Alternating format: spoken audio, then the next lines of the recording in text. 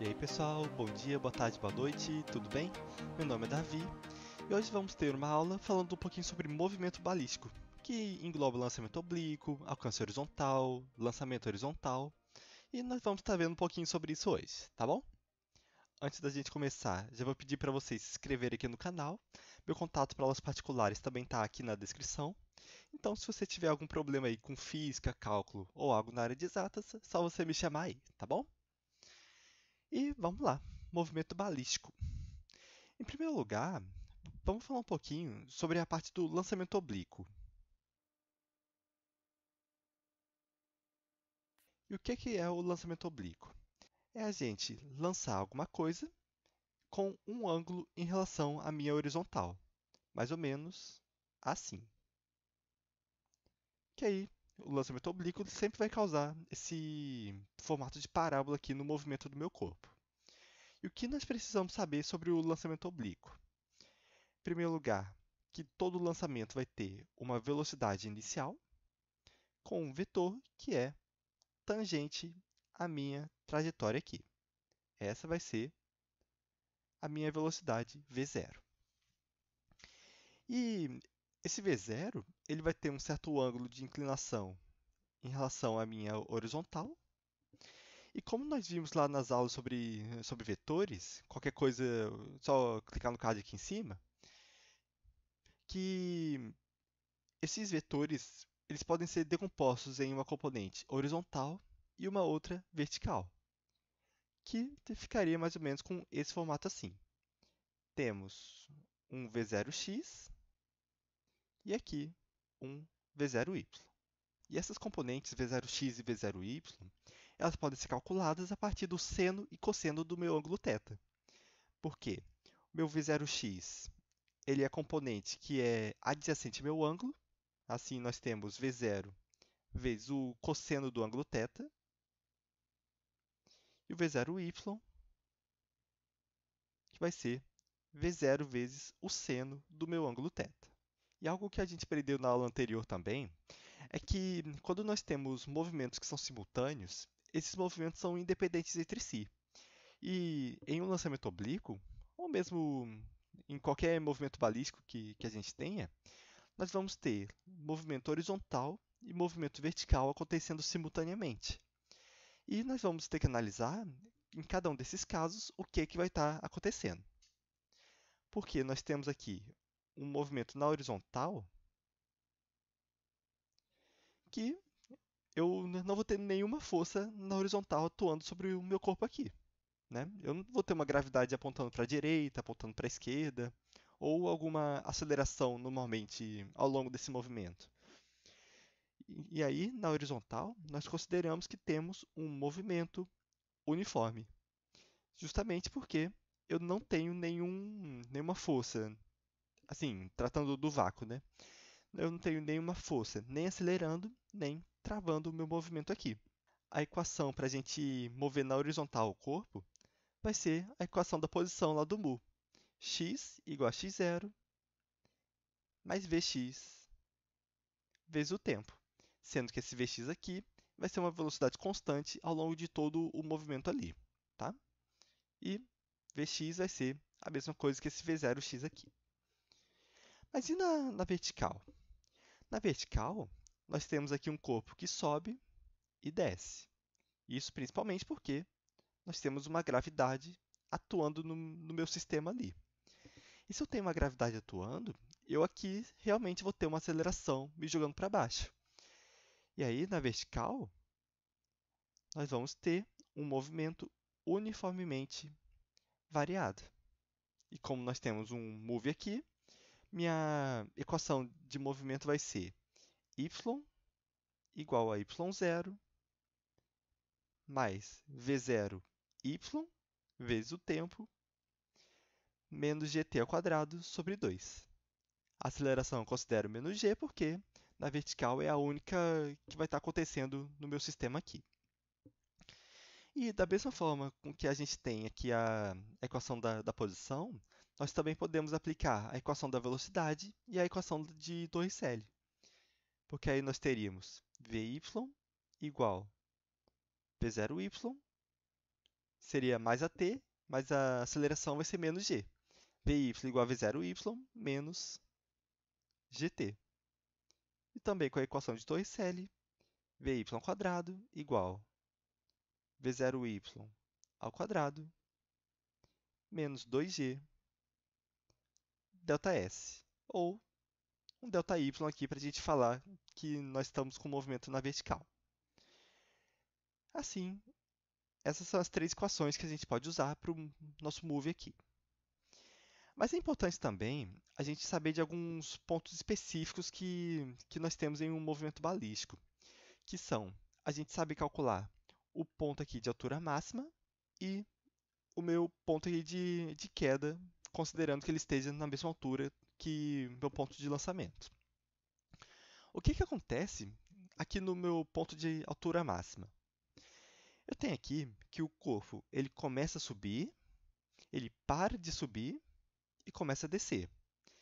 Esse instante que ele para de subir, eu tenho momentaneamente um Vy igual a zero.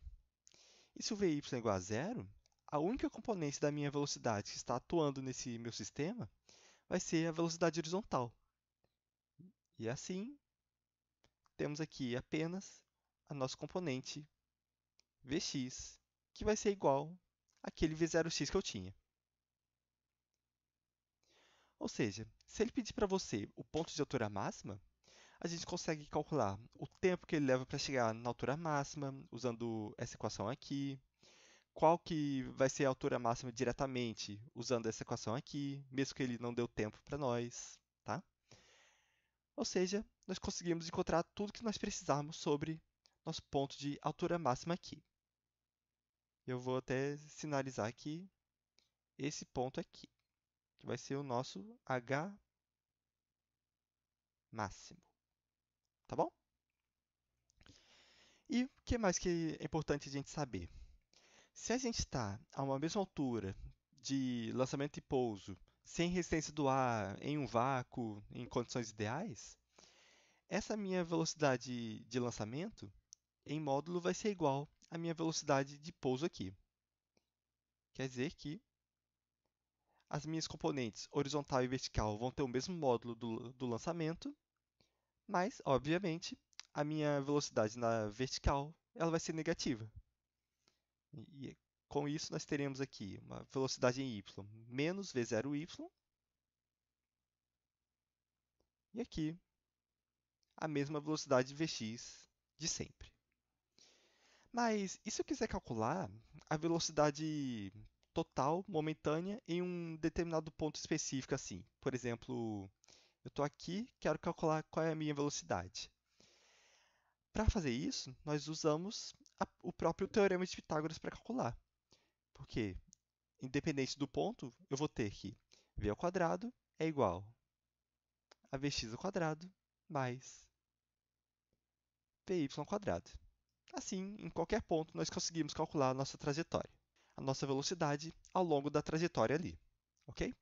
Sempre lembrando que vx vai ser sempre constante e o vy variável a partir de um move aqui. Tudo bem? E a gente juntando essas informações aqui de mu e move, nós conseguimos calcular a chamada equação da trajetória. Que essa equação da trajetória, ela vai juntar as equações da posição tanto na horizontal quanto na vertical, porque aí nós conseguimos descobrir em uma determinada posição x a que altura que aquele corpo vai estar. Portanto, temos aqui a equação da trajetória.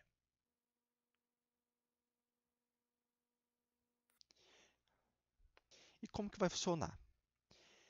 Para a equação da trajetória, nós vamos, em primeiro lugar, isolar o tempo aqui na equação do mu, do meu movimento horizontal.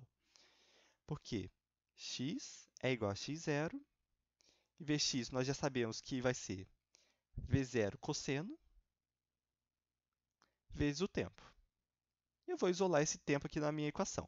Eu vou jogar tudo aquilo que não tem a ver com tempo para o outro lado, porque aí teremos x menos x0 igual v0 cosseno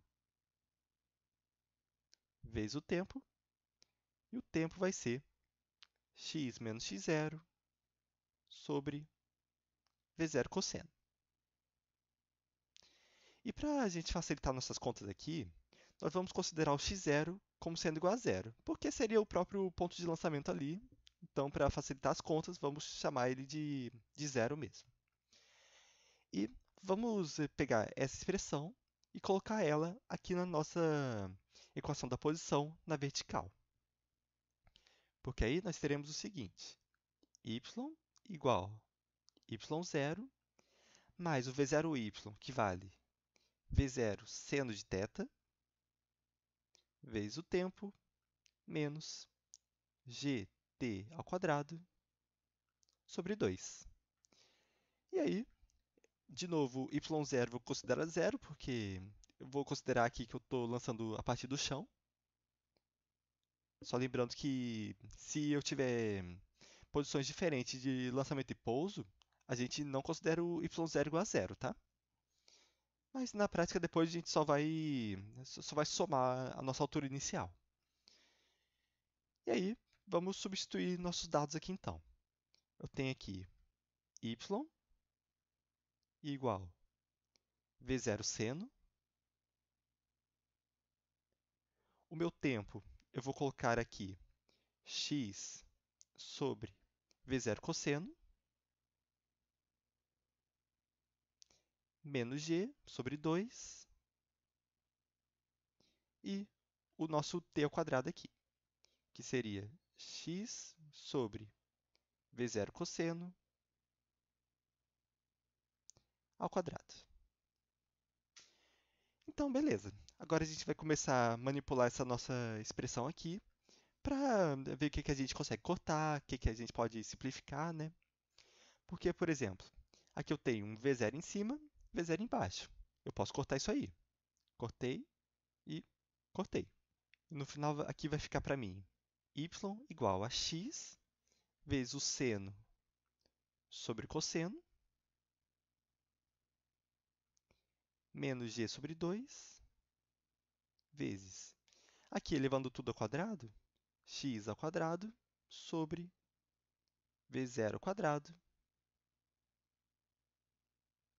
cosseno ao quadrado. Mas se você lembrar um pouquinho lá da trigonometria também, nós vamos saber que seno sobre cosseno vai me dar tangente, e eu consigo simplificar isso também. Que aí vamos ficar com y igual x vezes a tangente de θ, menos gx ao quadrado sobre 2v0 ao quadrado cosseno ao quadrado de θ. E essa aqui vai ser a nossa equação da trajetória aqui. Mesmo sem ter um tempo aqui, a gente já consegue definir exatamente em que posição que um corpo vai estar ao longo de sua trajetória, dependendo apenas da sua velocidade inicial e do nosso ângulo de lançamento aqui. Tá tudo bem? E a partir dessa equação aqui, nós conseguimos calcular até mesmo o alcance horizontal que um projétil consegue ter a partir de um certo ângulo de lançamento. E é disso que vamos falar agora. E para a gente achar o nosso alcance horizontal, eu vou aproveitar essa equação aqui que eu usei para a equação da trajetória aqui. Que em um alcance horizontal, a gente vai considerar sempre que eu estou saindo do zero e chegando no zero. Ou seja, eu já vou substituir logo de cara aqui o meu y por zero, porque o que eu quero é um alcance na horizontal. Zero igual x seno sobre cosseno, menos g sobre 2, x ao quadrado, sobre v0 ao quadrado, cosseno ao quadrado. E com aquele zero do outro lado ali, eu consigo cortar algumas coisinhas aqui na nossa expressão. Por exemplo, eu tenho x e todo mundo aqui, e como eu quero um alcance horizontal, já sei que meu x vai ser diferente de zero. E assim eu posso cortar aqui um x em cada termo. Além disso, também tem um cosseno embaixo em todo mundo aqui. Também posso cortar. Cortei esse, cortei esse. E aí teremos o seguinte: zero igual seno de θ menos g sobre 2 vezes zero quadrado cosseno vezes x. Pegando esse termo e jogando para o outro lado, teremos aqui g sobre 2 vezes zero quadrado cosseno vezes x igual ao seno de θ. E para eu isolar o x ali, é processo normal de equação, né? O que está dividindo passa multiplicando, o que está multiplicando passa dividindo. Assim, x vai ser igual. Eu vou escrever de outro jeito aqui, mais 2 seno de θ cosseno de θ vezes v0². Só juntei essa parte aqui de baixo com esse seno. E vocês vão entender por que eu escrevi assim. E o g ali que está multiplicando vai passar dividindo aqui. Por que eu fiz isso?